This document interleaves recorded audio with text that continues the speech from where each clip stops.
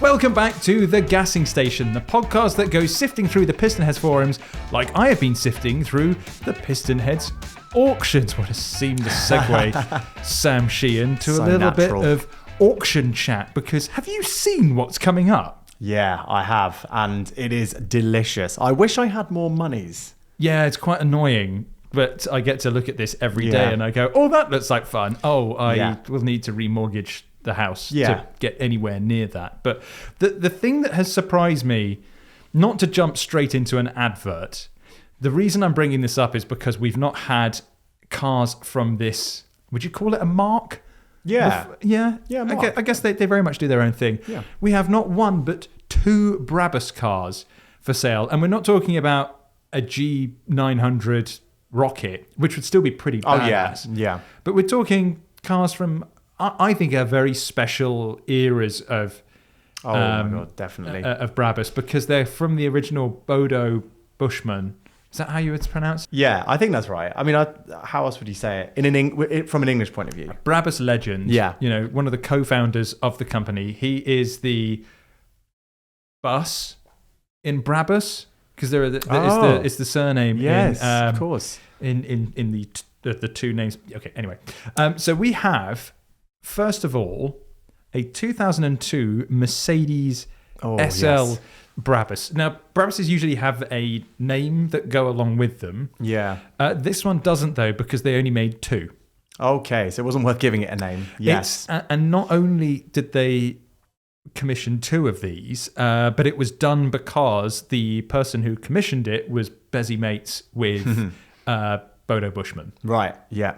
That helps when you're trying to commission a very small build car. It's interesting in the sense that it does look like a Brabus. It's got Brabus wheels on it. It's got the Brabus front splitter, which was back when Brabus was doing quite subtle modifications. So it looks like a lightly fettled SL. Just to shout out the design of even a lightly fettled SL. God, that has aged so well. These early 2000s Brabuses are peak for me, because they have that subtlety. They're almost like the Mercedes equivalent of an Alpina. Yeah. Of where there's, it's just kind of, if you know, you know. Yeah. Whereas what they have now is a little bit more shouty.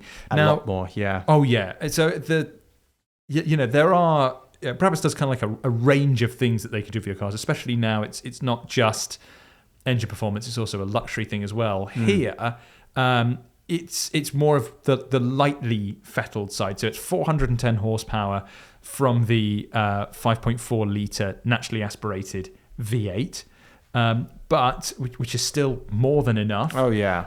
But it's just littered with all those Brabus touches. So it looks like a proper Brabus car. It's going to go much quicker than a standard SL 500. And if you open up the bonnet, it's got all the Brabus badging and cladding over that too. Carbon so it looks, fibre. Oh, it just looks Stunning. so freaking cool. And it's been at the London Concours I just saw on the. Yes, it has. Yeah, So it looks as good as it does in the pictures in real life. Absolutely. Yeah. So it's been owned. I'm not sure if we can talk about who the seller is, but it's been owned by someone who really knows Mercedes. As in, is famous for really knowing their Mercedes. So it's been owned. Its current owner and its previous owner really know what they're doing. So that's caught my eye. The other Brabus that we have it's quite a long-winded name. It's a Mercedes-Benz 300 TE-24 W124 3.6 Brabus. Yeah. And this is a 1992. What is probably know as now an E-Class estate. This is another one of where it's quite hard to tell how many were produced, because yes, there are some cars that can go to Brabus and they have a build plaque of them, and we made X amount, but most of these are someone's acquired a car and then they've sent it off to Brabus to go and have some work done.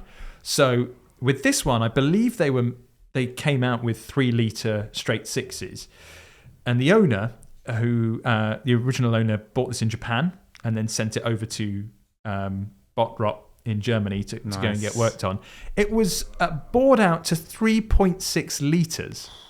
Yeah. That's massive. That's a big jump. God, so the actual, the actual sides of the engine block are going to be considerably thinner.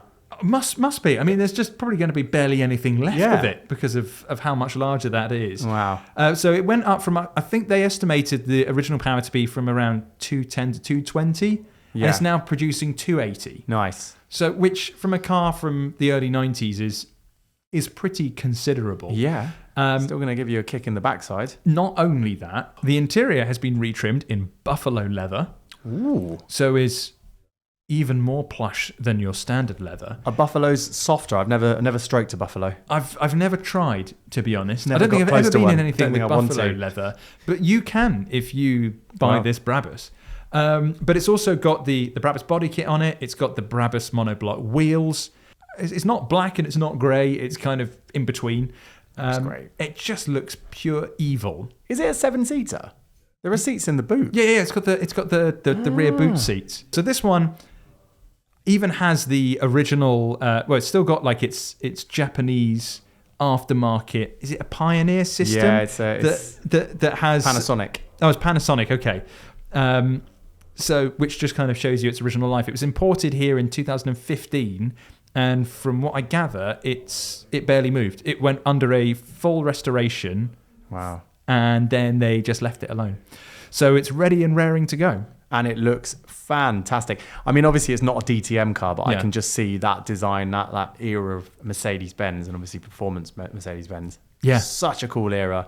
And you can live it out with practicality built in. I know, exactly. What an incredible way to experience classic car life, a practical classic car life. Yeah. Have you seen, however, the 911 GTS that's coming up? I have now, and I am Oh my God. absolutely holding back the drool because that is a stunning specification, isn't it? It is a Is it the 99 perfect spec I think so, yeah. in terms of colour and interior? I looked at it and there was an audible gasp. Yeah. So it's a 992.1 Carrera GTS in PTS Irish Green, Beautiful.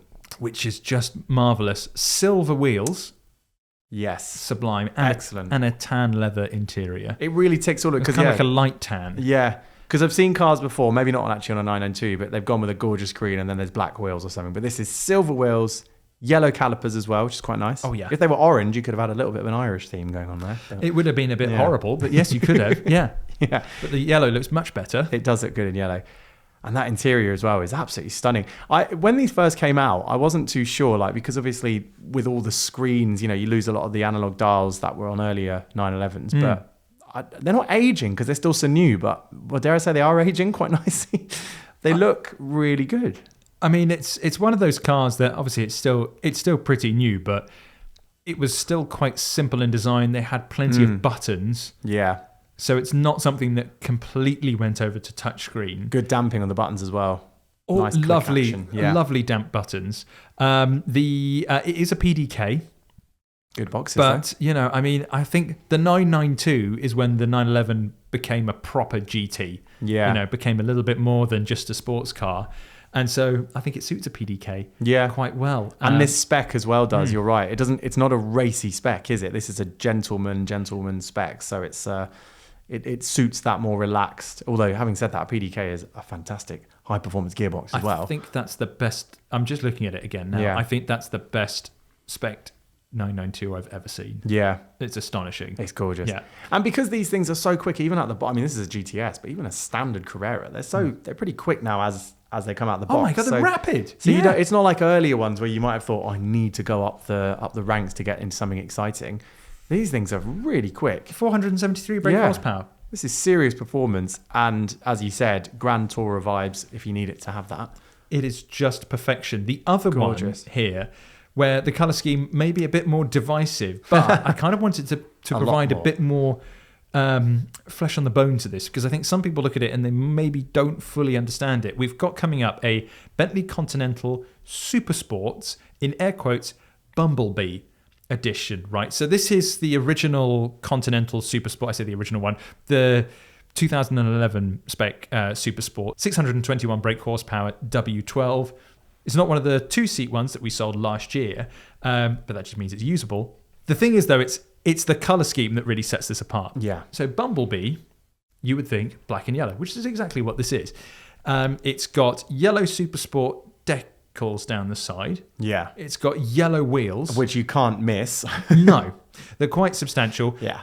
Yellow bonnet vents, but the rest of it is kind of like a very dark grey black, similar colour to the Brabus 300 TE that we have. Yeah. But this isn't an aftermarket job. This is a spec. We actually had to do quite a lot of research into this because it's not a very well-known one. But it's something that was originally referred to as the Durheimer.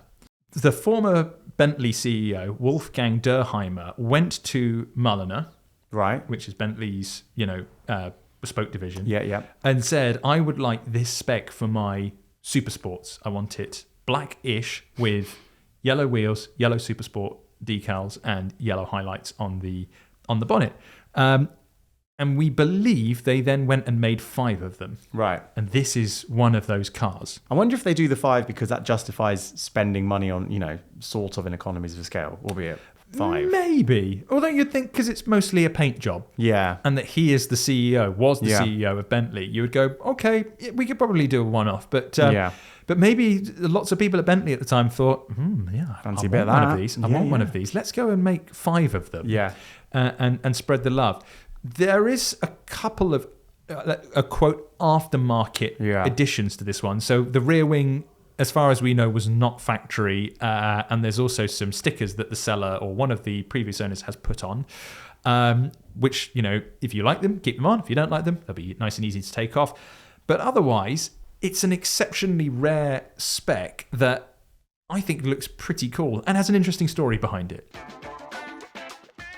If you listen to the last episode, you'll know that Sam was sitting on some quite substantial news / something he really wanted to, as you said, get off your chest. Yeah.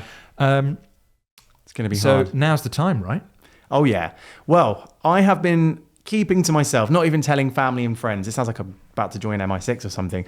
What I have driven in recent days, and that is, the Jaguar brand relaunch that everyone was really the most divisive relaunch of recent times. Yeah, I think I saw something about it. Yeah. Some guy called Donald Trump, I think, posted something after that as well. Yeah, it was pretty well covered. Wow, okay. Well, the car that is spawning, the car that comes off the back of that, obviously the Type 00, now the production car is nearing completion. At the tail end of 2026, the production car will be available to order. And I've driven an early prototype. In fact, I've driven 2 prototypes, one very early, one that was like 2024 October build, and then a late 25 build one as well. So I've got, my God. Yeah, so I've got some good experience of what the car is going to be like and how it's changed as well through the development process. So they've given you, so you've tried different builds. Yes. And I'm guessing on lots of different surfaces. I'm guessing you've been around the Nürburgring, maybe driven some country roads, maybe some motorway. If all of those things were on a frozen lake, then yes, because I have driven a variety of layouts in terms of the direction of travel. Just all of it was on a frozen lake in the north-ish of Sweden, Arjeplog, I think that's how you say it. Yeah. Which is where for those of you who know, you'll know this is where all mainstream manufacturers go to test their cars. It's like you said, the Nürburgring's often one of them. They'll be out in Oman or Abu Dhabi or somewhere equally as hot to do the hot weather testing, the cold weather, the very cold weather testing, minus 27 degrees on the day I was there. Worth of cold, that's Celsius. That's where they do their testing for obvious reasons. It's an extreme scenario, but it's also a great place to demonstrate what handling dynamics and just the balance of a car is like at a lower speed. And so Jaguar, having recruited some guy called Matt Becker, was it? He's quite a significant name in the automotive business. Of course we know Matt Becker's a big deal. So he was actually recruited. He was at Aston Martin previously, also previously of Lotus. Yeah. So he really knows what he's doing. He was the man behind the Aston Martin DBX, which was brilliant handling. Unbelievable. I mean, for me, that's a more representative benchmark for what we're looking at here, because it was a massive car that weighed a lot versus the Lotuses, which were obviously all light and designed to handle brilliantly.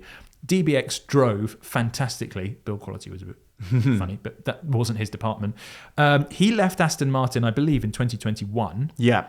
Did an extensive period of gardening leave, then joined JLR. And as far as I know, this is his first ground up car at JLR. And interestingly, because obviously they've been developing this car for far longer than, the brand relaunch is recent as far as, the product age is concerned. So yeah, he's been there from the start of the project of this car, and a few other newish people have joined as well. But of course, there are still a lot of existing Jaguar employees. So it's so the exciting thing and we still don't know the name, by the way. Like there've been suggestions from outside of Jaguar, maybe it'll be called the Type 01 or something like that. Type 00 would be pretty cool. That would be really honest. cool. Yeah. We don't know. We're just referring to it as the electric GT at the moment because of course it is electric. Although let me explain in a little bit why the setup is actually very cool.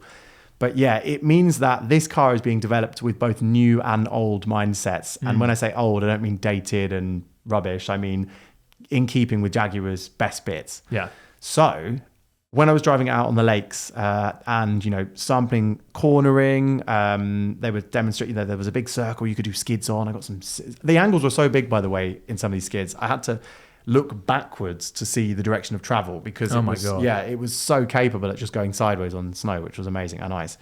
But yeah, there's some really impressive stuff going on. I mean, it's a 3-motor car. So you've got one at the front, 2 at the back, all combined, just over 1,000 horsepower. I can't remember the number off the top of my head. Just over 1,000 horsepower. 1,300 newton meters of torque. I forget the exact figure in pound-foot, but it's a lot. Air suspension all round, but this is where it becomes like all the best bits of Jaguar and Matt Becker are very, very clear because they've gone with an air suspension setup. Not surprisingly, it's a heavy car. It's about 2.7 ton. They haven't released a figure, but 2.7 is what is kind of being suggested. So it's a heavy car and it's 5.2 meters long, but 2 key things to note is it's got a perfect 50-50 weight distribution. The battery, about 120 kilowatt hours, is distributed across the car so that it leaves space in the middle in the floor for occupants to have great legroom front and rear. But air suspension tech is so good and so capable these days, and the balance of the car is so inherently good that it doesn't have active anti-roll bars, which is really, I think, really important. Oh, wow, right, okay. Before I'd even driven it, I was like, that's important because anyone who's driven a car with active anti-roll bars, often they are amazing, and the wizardry in a performance super SUV, they make them stop rolling around in corners, and the amount of grip you can generate is exceptional. But they don't feel that natural, especially if you've driven proper sports cars and supercars. Yeah. Because there's always a little bit of roll. Even Formula One cars have a bit of roll. Yeah. A small amount, but it's there. So to be in cars where in some cases they're so active they counter the roll completely, it just feels a bit weird. Yeah. This doesn't have that. It's got passive anti-roll bars. They're only 40 millimeters thick and they're hollow. So the body there is a little bit of roll and pitch, but not a lot. It's enough that the car feels natural, controllable. You know where you're at. Obviously I was driving on snow and ice, so I'll reserve comment on tarmac for another time. But it does feel like a genuine Jag in the same way that an F-Type SVR, for example, you're aware of the movement of the mass, but the body control is brilliant. And a DBX, like you said. So before we get to how it handles on ice, because from the outside you look at it and you see a 2.7 ton. It kind of looks like luxury limo. Yeah, right? and they are. How long is it? 5.2. So 5.2 meters, I think that's right? longer than a Range Rover in standard spec. So we're talking about a massive car where, obviously Matt Becker's involved to go and make it handle well. So do you know kind of what they're targeting here? Is it that they're going after Bentleys and Rolls Royces as kind of luxury limos, or are they trying to go for something that's a bit more driver focused? Yeah. What's the deal? Well, I can just confirm, by the way, I've just checked. It is about the same length as a long wheelbase Range Rover. So that's a big old car. But the market they got, so the pricing, obviously TBC, but something in the region of 120 to 150,000 pounds, which means naturally, if you think of a Taycan, for example, a Porsche Taycan, not much shorter. I think they're about 5 meters long. There, it's a bigger car, the Jag, but it's in the comparable price bracket at the top end of the Porsche lineup. It's much more premium than the entry level Taycan, and it will have a lot more performance naturally with the figures I said. So they're going after people who are after a slightly more forgiving in terms of ride and long distance driving performance electric 4-door. So a Taycan Turbo S, which I think is over 150 grand, certainly once you spec them up, they're outwardly like a supercar electric 4-door. They're so quick. It's so fast. In fact, I mean, you've driven one, haven't you? They give you a headache. Unbelievable. Full power Proper acceleration. Headache. You get a headache from the forces. Jaguar was not trying to compete with that. They're trying to make something a bit more comfortable, a bit more rounded, a bit more forgiving. That's part of the reason why they focus so heavily on that natural feeling in the handling and the balance. but also in the way the power is delivered. And there's the Rolls-Royce, I've forgotten the name of it now. What's the big electric Rolls? Spectre, that's the one. That's 330k, so it's in another price bracket. And that is a coupe as well at the end of the day. Coupe, exactly. And also very much like driving a luxury living room. You know, it's a comfortable armchair car. This Jag, there's kind of a gap between the two, from the Porsche to the Rolls in that segment or in that world of cars. So they're kind of going into the middle of that. And I do think they've made the right call, because I think it would have been nigh on impossible to build something, even with the geniuses at Jaguar, to build something that was considerably more impressive dynamically than a Taycan. Because that's such an exceptional car. And definitely, you know, it'd be so hard to get something to go much quicker than that. So what they've done is they've just done something different. And I think that's the right call. And it feels properly Jaguar. Because it's hard to really carve out... Because that's the whole point of what they're doing this, is that it's a reinvention. What they were doing before didn't work. That's what the controversial marketing campaign was trying to say, is like, that was kind of previous chapter, new chapter, we're doing this. But like you said, go after something that's really driver focused. Porsche has that, is maybe really the only company that's nailed a good to drive electric car, performance EV. You've obviously got Rolls-Royce is doing luxury EV, Bentley's doing luxury EV soon. And so it's kind of what's left. Go and do your own thing. That's it. And it is true to Jag. I think that's the key. It's certainly the thing they tried to stress to me. And, you know, even putting my journalist hat on and thinking, well, hang on, let me digest all this kind of like, you know, the rehearsed lines that they'll naturally give to you. But it is true. Driving the car, it does feel...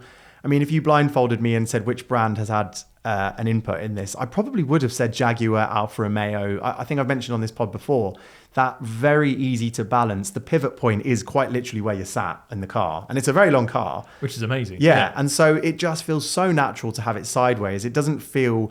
There are some performance super SUVs and even four-door saloons out there where they've got big engines on the nose, and so the mass is right over the nose, and then they've got, you know, they do big skids and stuff. But you are kind of like, oh God, whereabouts am I with this car? You get to know them, but they're not quite as natural.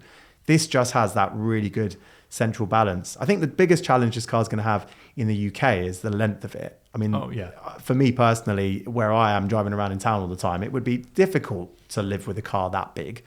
But for their target markets, I guess, you know, the US and China are going to be up there, aren't they? Like, it's going to be much easier. The interesting thing is, I remember a couple of years back, I drove the now new Toyota GR Yaris on a frozen lake in Finland. Oh, yeah.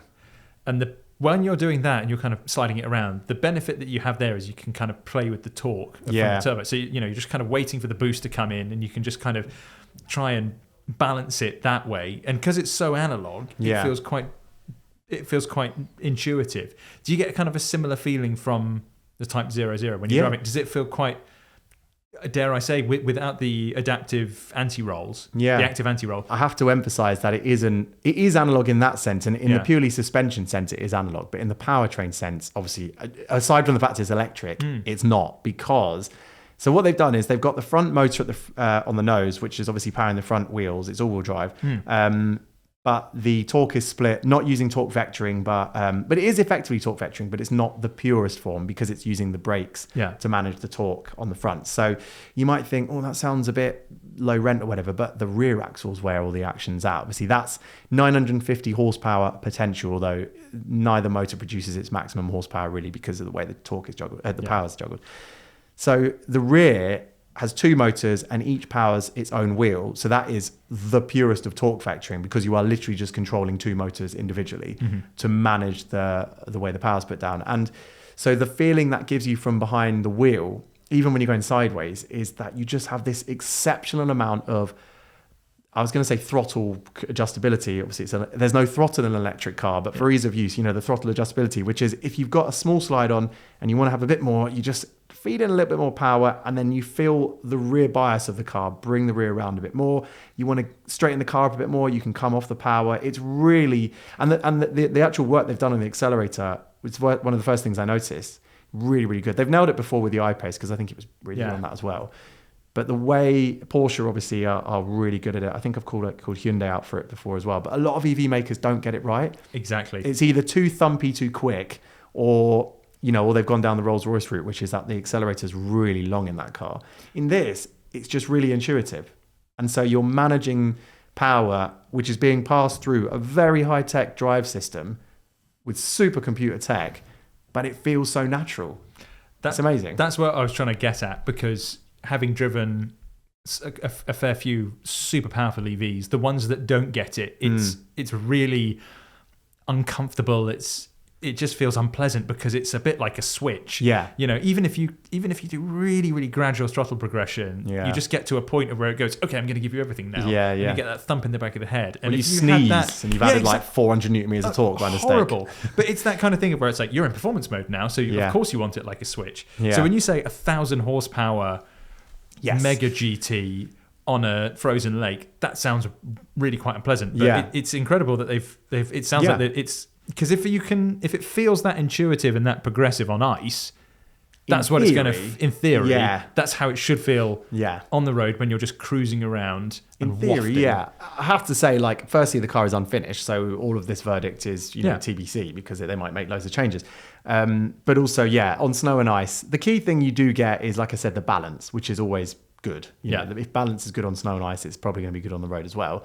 But I guess the stuff to really figure out is how, for example, the difference between front and rear, the way the power's put down onto the road. On ice, if you've got a bit of front slip here and there, it's not going to drag the car in directions. But on tarmac, if a wheel bites and you get grip, it moves the car around a lot more. So it irons out any spikiness on ice, typically. Yeah.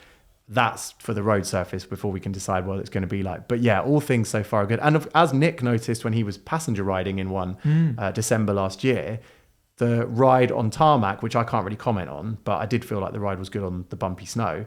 The ride on tarmac, he felt, was really, really good. Yeah. So, if you stitch those two verdicts together, we have something with great potential. Well, just to loop it back to Matt Becker, man behind the chassis. Did you get a chance to have a chat with him? And he's a legend. He seems like a cool guy. I've yet to meet him, but he seems cool.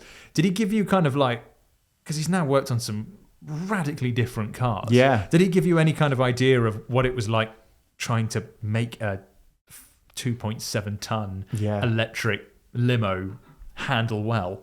Yeah, he was brilliantly honest as well, because when he joined the project, effectively the team had, the design was there, and then they were figuring out how they were going to try and make it handle and drive really well. And he effectively said, by the way, I sat next to him at a dinner table, and he's such a laugh, such a good guy. Like, it's great when you meet people who are geniuses, behind the wheel and on the design table and everything, but they're also just a great laugh to hang out with. So he's one of those guys.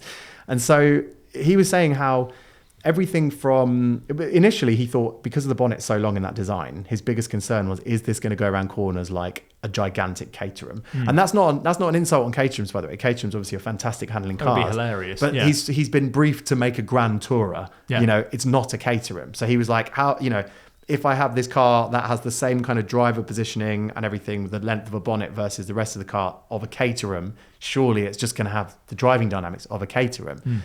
But with all the tech that he was given, and obviously then being able to have an input quite early on, and also, by the way, even encouraging the team not to go with a completely flat bottom steering wheel. So, we know from... Nice. Yeah, I mean, I can't tell you about the interior. I didn't actually see the interior. It's mostly covered up. But you will be able to see from the pictures that the wheel is almost a perfect circle, although it does kind of just narrow. It's a bit more oval at points. He had an input in that. He was a big pusher for going round.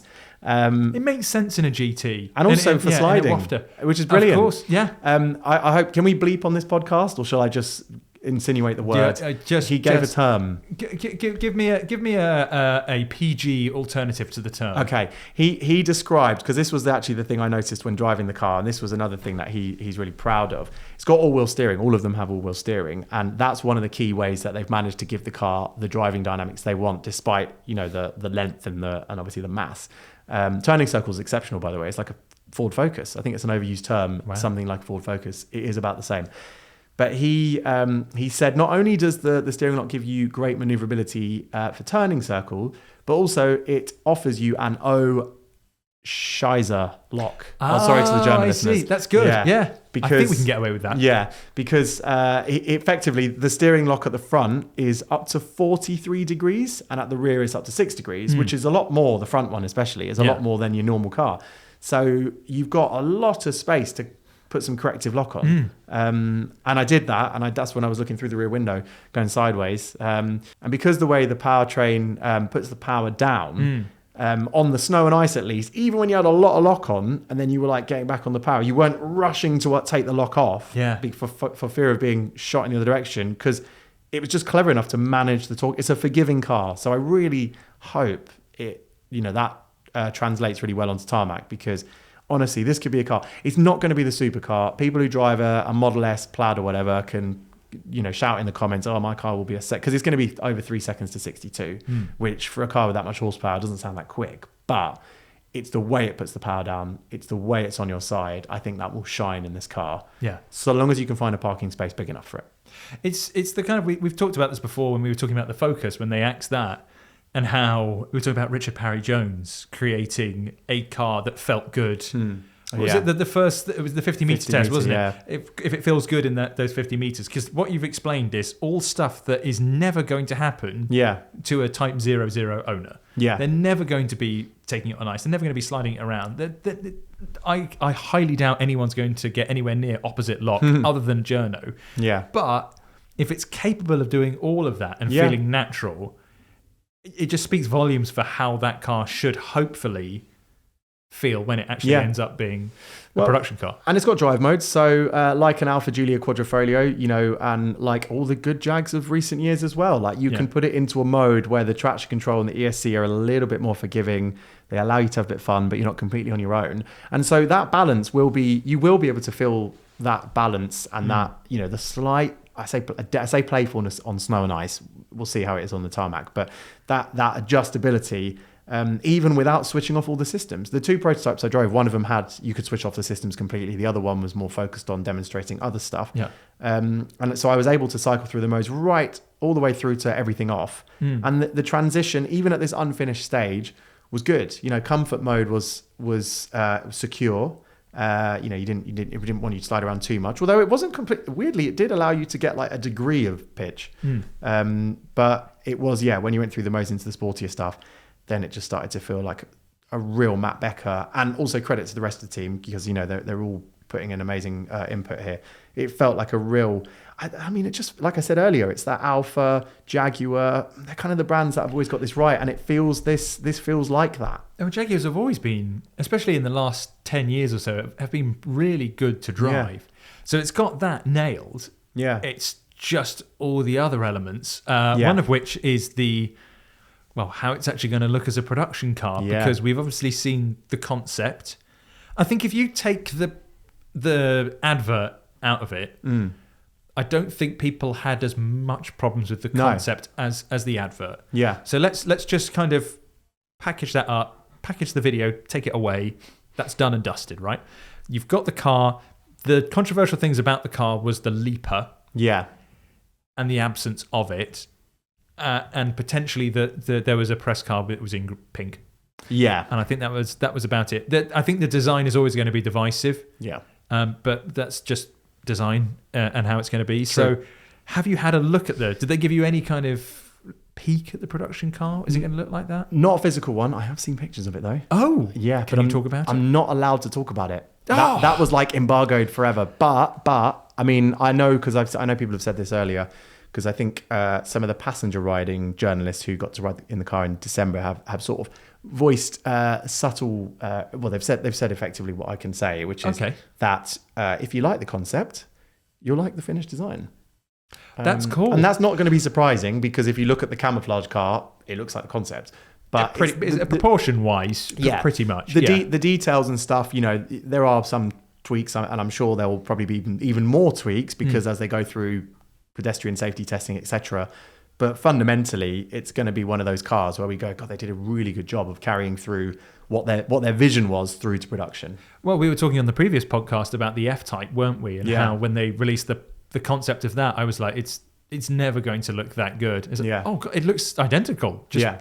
ever so slightly more production friendly. Yeah. iPace was the same, right? If I remember correctly. Yeah, absolutely. They've got a history of that. They have a history of making. In fact, if you say not only that, the XF, very similar thing. I think it was the XJ, really similar thing as well. So I don't need to break an embargo. I'll just say, just copy and paste your expectations Jaguar from the have past. Form, so we'll have to wait and see how it looks. But my thinking is, ultimately from the rebrand and the restyling perspective, I'm not going to go into the political elements of it, but we're all quite aware now that what was working for Jaguar before, what Jaguar was doing before wasn't working. No. And they tried to reimagine themselves a few times. There was that period during the kind of 90s, 2000s of where they went big on heritage. You look at the old XJ from the early 2000s when they went aluminium body. They tried to make it look like an old XJ, like the previous X308, and it just didn't really work. Although we'll have more on that in a little bit. And then they went to the Ian Callum side and went, no, we're going to go super futuristic, super sleek. And that didn't really work either. So they've kind of ripped up the form book and gone, okay, this is going to be not to everybody's taste, but it will hopefully be to someone's taste. Yeah. Well, I think honestly, the design, I mean, I'll leave that for everyone for when they see it properly. But I think you're right. They had to do something different. And obviously the marketing thing, as you mentioned, is kind of in the past. By the way, that is very firmly in the past. Like even when I spoke to the team, even before we were driving the car, and I did obviously put the question to them, how did you feel after the response, yada, yada, yada. And there were a lot of people who said, well, we never expected that much coverage. So that was a positive in one way. Yeah. But of course, that was just the marketing rebranding, exercise. It wasn't representative of the product. And so, if, as you said, if you just if your opinions were fine of it, then that's fine. If you disliked it, you can just park your thoughts of it because it has no reflection. The product is a Jaguar car. And, the Leaper thing, I still don't know where it's going to feature, if it's going to feature at all. I think they've probably put some words out already, haven't they, on this? But the car was camouflaged. So. Yeah, precisely. I think, it's one of those ones, we were just walking around our studio in London, and I was thinking, God, let's say if there was a slightly more production-y version of the concept that was driving around, I would be like, that would just be such an attention grabber. Yeah. And you could imagine a certain buyer going for that. Definitely. That buyer, which would never have touched a Jaguar before. Yeah. And that's also the buyer that's willing to put down quite a lot of money to get something that really stands out and looks. Yeah. So in that sense, it's not a it's not a Jaguar like before. Of the past, yeah. But the crucial thing is how it drives. There's got to be some Jaguar DNA that kind of carries over. And it sounds like from what you've driven so far they might be on the right track. I think so. And I mean, this is all still TBC, but I think, with the stuff that comes out after as well, I think there's unofficial words or potentially official words of there being an SUV, something two-door as well. Like, it's not going to feel completely alien once the product portfolio's built out again. It's not like they're going down they're not going to start doing, crossovers, competitors to the Ford Puma and stuff. This is still a Jaguar that we will recognize just in a new form. Yeah, but this is the first time that I can remember where there's been genuine anticipation around a new Jaguar. Oh, I can't think of another car. Beyond the UK. Obviously we're always going to have an interest in it here, but this is like, I genuinely cannot wait to see how this plays out. Well, honestly, like when I was doing my research to try and remember how big of a discussion it was, because obviously not that I could forget how big of a discussion it was, but even the president of the US had something negative to say just as recently as August. So it's been hot topic, for the best part of a whole year. Yeah, I mean that's quite impressive if you can get on his hit list.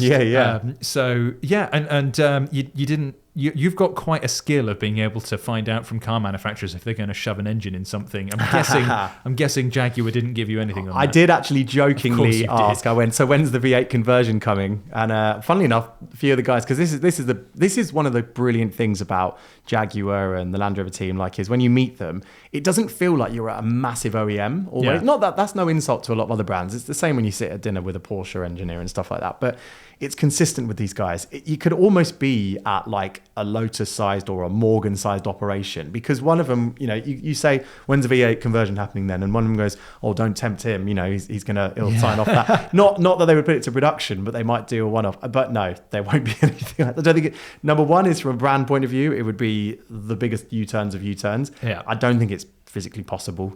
It probably just wouldn't make sense at all, would it? But you never know. They might have something in a back room somewhere where someone's decided to squeeze in a V8. Yeah, it's nice that they can joke around about that kind of stuff. But it's this hasn't been a ploy to kiss up to Jaguar or anything like that.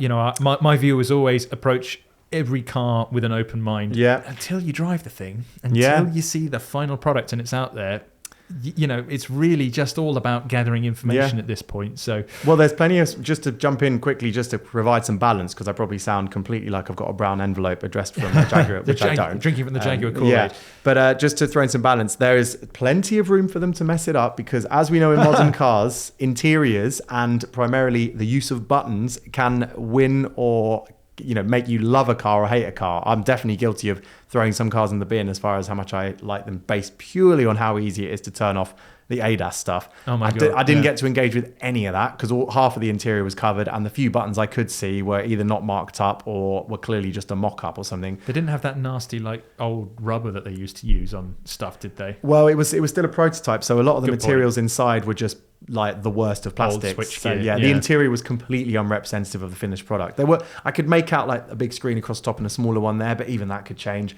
But honestly, Jaguar, if you're listening and you haven't got a very fast way to turn off the ADAS, please quickly shoehorn that into the development, because do it now. Even if you make a car as good as I'm expecting it to be, if it's binging bonging at me until I pull over and press 35 buttons on a touchscreen, I can't approve of that. Sam, this is all they need to do to undo the ad video from before. Yeah. Just show a single video of someone gets into the car, maybe even do it as one of the dancers to try and connect the two. Yeah. Get one of the dancers to come in and just like one button press. Yeah. And all the ADAS is off. Yeah. That's it. That just would says be type 00, whatever the hell they're going to call I think it. the law is it's got to be a double tap. So like Renault, the little double tap they do. Perfect. That's as good as it gets. Double tap. There we go. That's it. Easy peasy. Slightly different buying challenge for this week, where usually what we do is we have a PHer who's in need and they've got a certain budget and we try and find a car for them. Whereas instead, we've gone for something a little bit more open-ended this week. Yeah. So this one has come from Steadily. Steadaley. Sounds like steadily. And they've been having this conversation with a lot of fellow car enthusiasts lately, plus a lot on YouTube doing it as a bit. With 50k to spend on 3 cars, what do you choose? So it's a hypothetical buying challenge rather than someone's actually looking to do this. But I mean, if you've got 50k to burn, we might have 3 cars for you to buy instead of just the one. So Sticklegs has gone for an L405 Range Rover SD V8 as a daily. Solid. They have one already, but they'd replace it in a heartbeat, they say. For a fun car, TVR Griffith 500. And for a quirky car, this is bizarre. Yeah. You've seen it, right? Yeah, a Rover 25 BRM. I love these because they've got the cool red leather interior. I know we've got 3 cars here, but I'm fixated on that. Just the picture in the thread. Such a bizarre car that they did. A special edition they did. But I loved these. I thought they were really cool. And had the orange grille at the front. And the lovely red interior. If anyone's listening who lives in Collier's Wood, I don't live there and I haven't lived there for over a decade, but there's an area in South London called Collier's Wood, and there's a person who runs one of these, I'm pretty sure is a daily. They certainly were a decade ago, and I really hope it's still there. So if anyone has seen that car and knows it's still alive, please let us know. Which is remarkable because that's got a K-series engine. Yeah. So, I mean, how that's been running after 10 years But it used to use. sit there all year round outside and it was clearly in use. You know, the snowy days, it was still parked out in the snow. Champion. Properly used. What a cool person. That's a cool garage. So Lefty says they need something for the farm and for bad weather, so they would pick a Toyota Hilux. Oh, yeah. Pretty solid. Sensible. A TVR Chimera for 24 grand and a Volvo V90 T5 Estate for 20,000. I mean, that's the solid cars that will definitely get you through the winter. What was the Hilux stand for? That's pretty tight budget-wise, isn't it? That must have been very cheap. That will be 5 grand. Yeah, 5k. I think they said they had they could find one for 5k. Yeah. So fair play. Fair.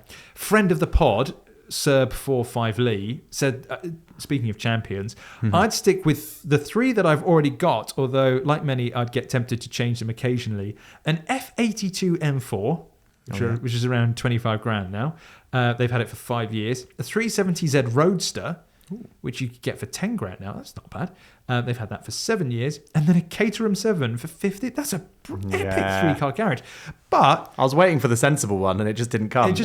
Mind-blowing thing, Serb 4.5 Lee doesn't have a Cerberus. What's the Serb? Yeah. What's the Serb? Amazing. So previously must have had one, right? Must have done. Yeah. Must have done. Or wants to get one. And you could definitely get one in a 50 grand budget.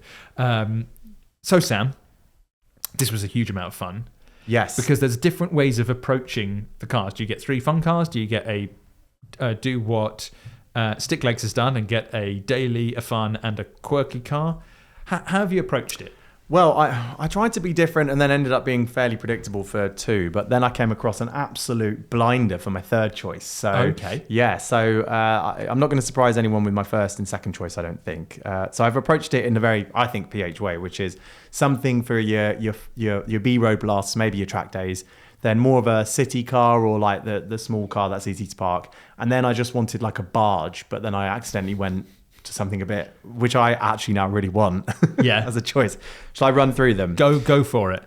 My first choice is predictable. I've gone for a Porsche. PistonHeads. Yeah, sorry guys. But it's a Cayman S, and I didn't know, I had to read up on this car. The reason I picked this initially was because for 25,995, so 26k, I saw a lovely 34,000 mile old 2009 Cayman S. So this is in manual as well.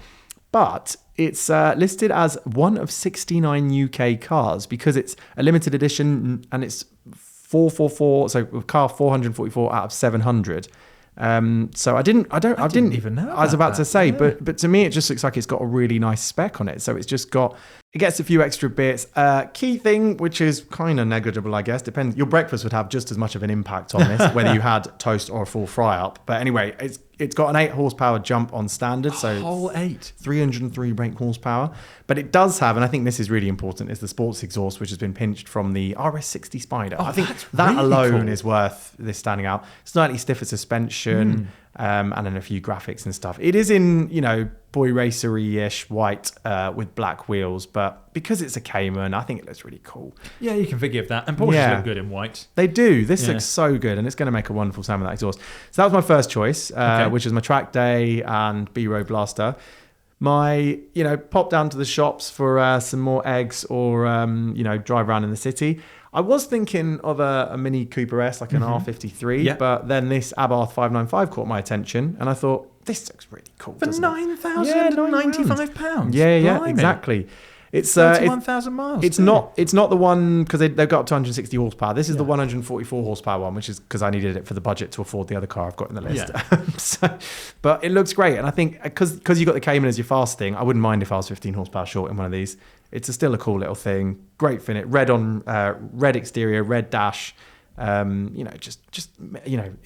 of Ferrari drivers had these as their dailies, and I think this could happily be mine. I think with these Abarths, a lot of it is in the theatre of the it's a relatively ordinary car that has been dramatized to the maximum. I think going for the slightly more pokey one, correct me if I'm wrong, I don't think it's going to make all that much of a difference because it just looks so special as it is. Yeah. It would make just a regular little drive feel fun. And they're not the best cars in the world to drive. No. But they have that theatre, that kind of excitement of like every little trip would be an adventure. Fun, yeah. What the good thing they do have is they have that, I forget is it TTC where they've got their torque transfer control? There's a little button you press and it basically brakes the wheels and stuff like that and gives you really good traction on the front in the corners. And even with a bit less power, this is still going to be a right old laugh. And like you said, you roll past the shop window in one of these in the city, and especially on a summer's day with the window down, and you think, that's cool. Yeah. But talking of rolling past shop windows, I don't think anything would be cooler than what I've chosen as my. My goodness! For context, I was looking for just a classic, comfy barge. So I was like big Merc with a V8 or something, squishy and cushiony.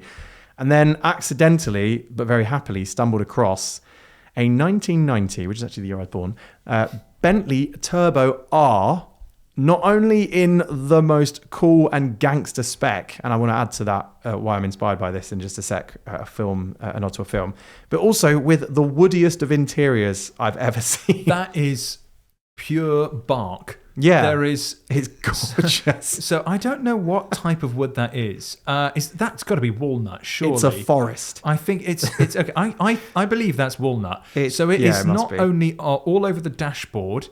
It's also on the doors, the steering wheel. But it's the steering wheel because it's the whole steering wheel rim. The rim itself is in this polished, I'm assuming, walnut. Yeah. Not only that, it's the kind of the Bentley badge in the centre is also this polished wood. Where an airbag would go, here you've got a slab of wood. Yes, exactly. Yeah. So if you do have an accident, you're just going to get a tree punching you straight in the face. Yeah, face full of bark. But not just that, Sam. Something that you have failed to point out. Oh no, on the interior. On the interior, it's got red piping. Oh, on the seats. On the seats. Yes. So I was so distracted by the wood. Quite easily. Red piping. Yeah. Armchairs. I mean, the thing I love about this is I'm going to throw in a film reference.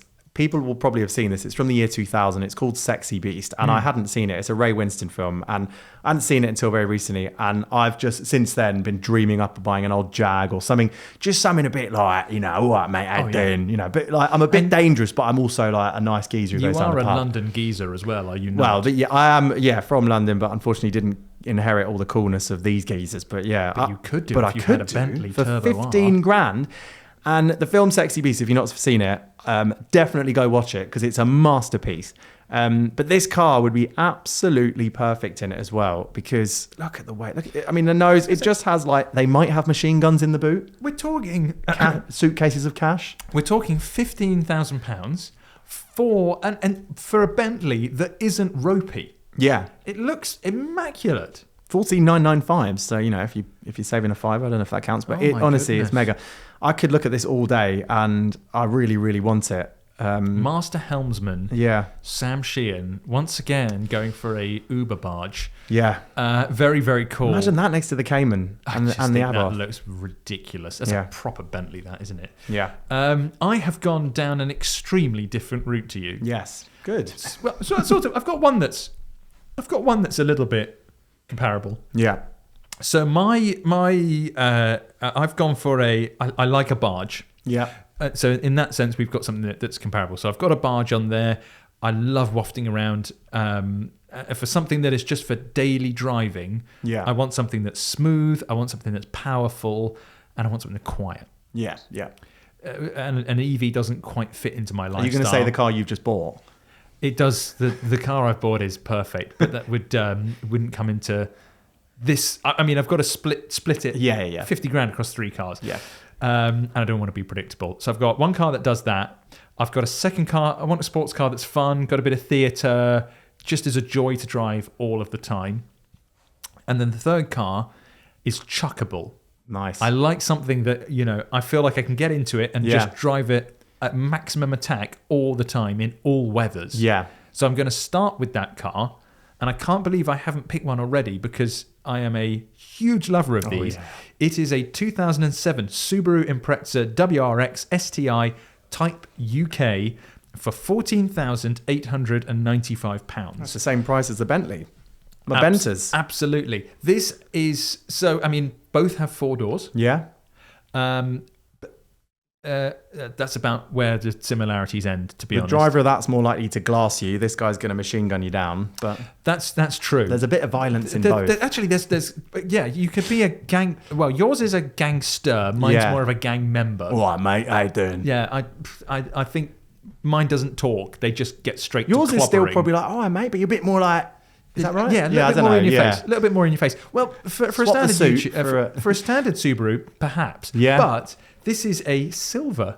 Yeah. With silver wheels Impreza. Well, what's the diameter of the exhaust? It is the key test. It looks stock. That's the reason that I've picked it, because oh my god, I've never seen one with a small exhaust. Prices for these are they can be a little bit all over the place, because I think a lot of people don't really know if it's a collector grade car yet, or if it's because they made a lot of them, they're trying to It's the stock ones are still really hard to get hold of. This one looks pretty damn original. Yeah. Has a full service history with it. Comes with a 12-month fresh MOT, cam belt and water bump replaced. So it's had a lot of work done, but it looks really tidy. It does. Most importantly, stock. This would be a heck of a lot of fun. I really want this. It's proof really as well, badly. because that's a car, like you said, that comes in like blues and stuff normally, but actually just all silver looks great. It does look It really really good. wears it. I think that's what really surprised me. Really nicely. I would absolutely get a blue one. Fresh, minty, well, not minty, but yeah, it's got that kind of... It's very fresh. fresh, and it's for a Subaru surprisingly civilized. Yeah. What's not civilized is the second car that I've gone for. This is my fun car, my kind of like proper event car, and it's a TVR Tamora. Oh, they are very Love pretty. TVRs. Look at that rear. Look at the wheelbase to body. Oh, it looks very so pretty. It's just done so well. I'd take any TVR of this generation really onwards. But this one's got 30,000 miles, nebula blue with a part cream, part black interior. It's just so very lovely. 26,495. Nice. It's going to make an incredible noise. It's the 3.6 litre straight six. I've driven the 4 litre TVR straight six, Nice. which is just marvelous because it's like a muscle. It's like the British version of a muscle car. So I don't know what these 3.6s are like, but 342 brake horsepower, punchy It's enough. still going to have some punch, yeah. I just love the way an old TVR drives. Yeah. And I love the way an old TVR looks. And still to this day, they are such head turners. Yeah. And, I'm not saying, you need something that you can pose with, but it's just nothing brings joy to a Sunday service like someone turning up with a TVR. Well, Honestly, even if we you love just it. park it outside, you're having a cup of coffee and you park it outside on a summer's day, there is such a joy. We'll do it. I park outside, and sometimes I see a spot outside the cafe or restaurant I'm going to, and I'm like, I'm parking there because I want to look at my car. I don't care about anyone else. That's it. I want to keep looking at it.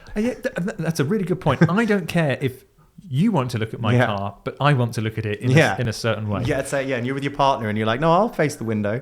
And my last car that is sort of similar to your Bentley is very on theme, and I kind of referenced it earlier, is a Jaguar XJR, crucially from 2003. So I had actually earmarked an X350. I think that's the code name for the Ian Callum, the proper Ian Callum cars. I know he had a say in these, but the Ian Callum, the one ground up, I could get a V8 for very similar money. Yeah. The only thing is that because it's a later car, you'd be paying maximum road tax. Right. But because this is a 2003, you pay a earlier lower rate. Yeah, you pay an earlier rate. So you pay considerably less in road tax than you would a newer one.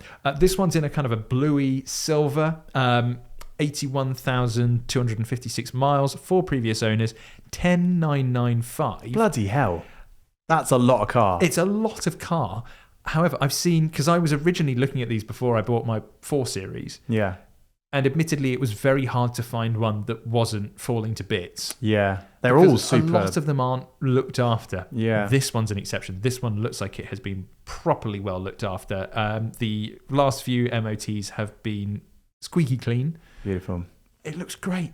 If that a lovely car. If that was racing down a side road and it came head to head with my Bentley, there's going to be burly blokes Tommy jumping. guns. You back up. Yeah, you back up. Our two rivaling gangs. Yeah. I don't think you or I could really pull off gang leaders. Oh no, I'd be around the corner filming it. Yeah, exactly. Good content, this. Yeah. But we would look awesome in these. I mean, But there's nothing. These old Jags have so much presence. I think they looked a bit wonky for several years. Yeah. But if you're the sort of person that was listening to our Type 00 chat and was dry heaving the whole time. This is fantastic. It's going to be a heck of a lot cheaper than getting a Type 002. With the magic, with the magic of passing of time as well. When that was released, I remember people not finding it too easy to see a classic Jaguar style on a modern body. They were like, "Oh, it just looks a bit awkward. It's sort of trying to be old and new." But now it's classic in its own right, and so it looks really cool. I think it looks unbelievably cool. Full service history as well. Lovely. So there you have it. Those are our 5K garages. I like to put a poll up for these on Spotify. So if you're listening, you can vote on who did it best, me or Sam.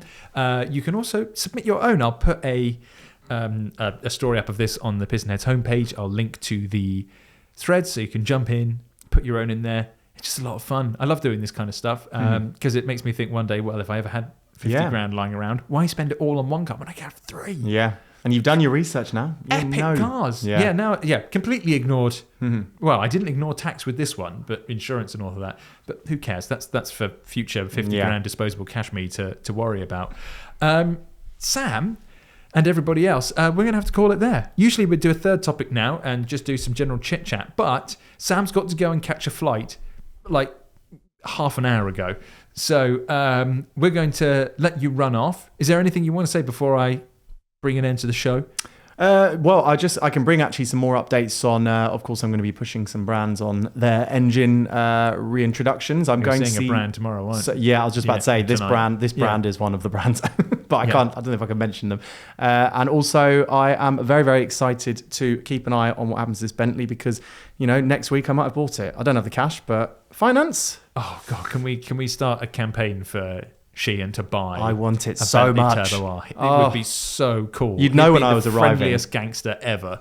You could hear me burbling up outside. Yeah. I'll be late because I'd have broken down, but I'm sure it's in Well, great. hear you it's probably burbling in and great nick. firing Tommy guns out the window, Oh yeah, of course. that's the one. If you like what you listen to, though, please leave us a 5-star review. We really appreciate it. Maybe some nice words too, just so we know we're doing the right thing. But on that note, Sam, go get to the airport, and everybody else, I shall see you next Tuesday.